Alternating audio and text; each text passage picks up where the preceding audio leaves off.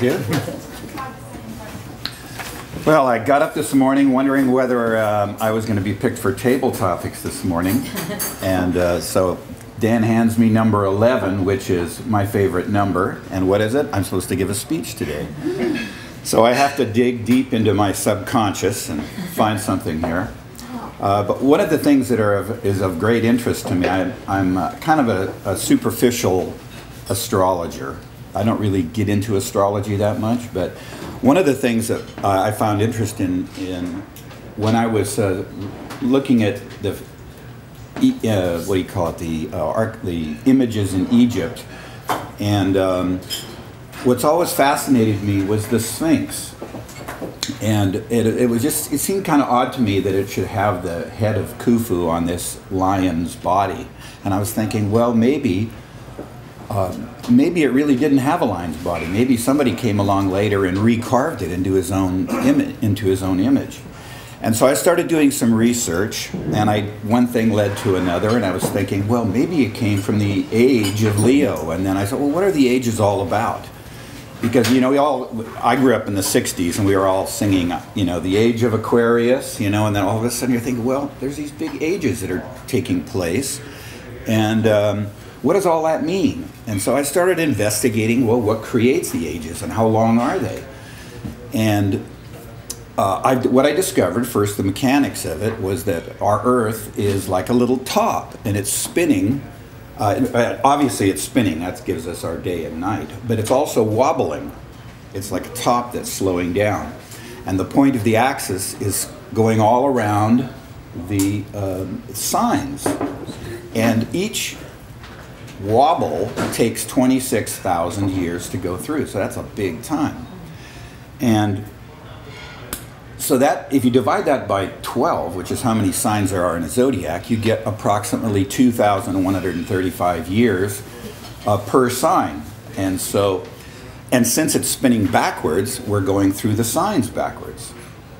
So right now we're in the age of Pisces, and we're moving into the age of Aquarius. Now, what does that mean? It means that it takes hundreds of years for us to be leaving the effect of one and moving into the effect of the other. It doesn't happen overnight. It's like all of a sudden, boom, we're in Aquarius.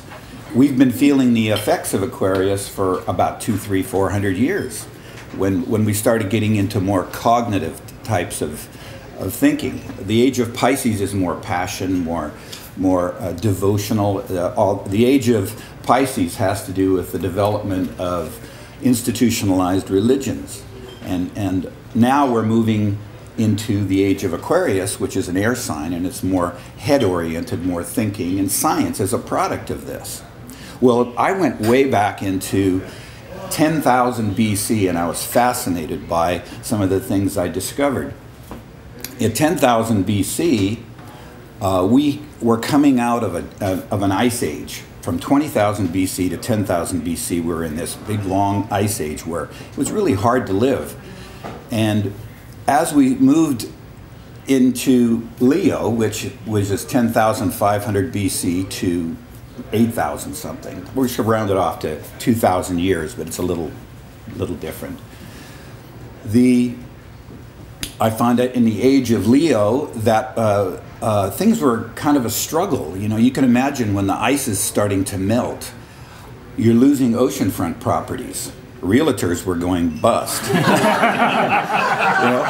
So, but at the same time, you know, the land in the northern hemispheres was starting to open up. So places like England, which was probably 100 foot in ice, was now starting to become habitable land. So people are having to move around. So it was a very hard time during the age of Leo to make a living and to get by. From there, we moved into since we're moving backwards now, Leo is a masculine sign, it's projective. And then we moved into Cancer, which is water, and it's a maternal sign, it's feminine. So here we start off with the masculine, and we move into this water sign. What are they getting? They're getting a lot of water. The ice is melting everywhere. There's floods, hard to live. And so for 2,000 years, they're struggling to moving all around in the country trying to, or in the world, and there's no countries then, trying to make a living. It's pretty much hunter-gatherer type lifestyle at that time. And so here we move from the Leo, which is a masculine paternal image, to the mother of Cancer, and then where we go into the twins. And the twins is sort of like, you know, two people holding hands. Communication is all about that. This is the maritime type of time in humanity where all of a sudden we're starting to travel around the world and visit different cultures in our ships. And so it's communication. And Gemini, which is the twins, is all about communication. So you can see how during these periods in humanity, going through these various cycles, we're picking up on these things for like 1,000 years. We develop something new, and we're faced with different responsibilities and different problems, let's say, you know. And so to carry it through further, I see my yellow light is on. We moved into the age of Taurus after that, which was stability, and that's when the pyramids were built. It was around 2000 BC, and everything was about stability.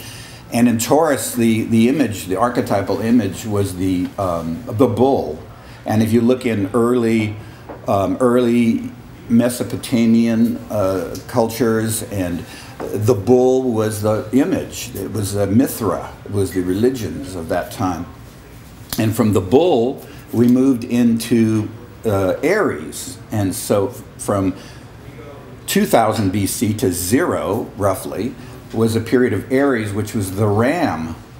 And you look in the later Egyptian images and architecture, there's a lot of rams being created. And if you think about it, you got Ra, Rama, all of these names were all ram-oriented. And I don't have the list with me, but you could go on and on with all these Ra names. So you can see that as we're traveling through these ages, not only are we taking on the images and the archetypes of that you see in astrology, but we're also learning different things about life. You know, we're going through different stages, which I found very fascinating. And I'll have to leave it with that. My red light is flashing, and thank you very much.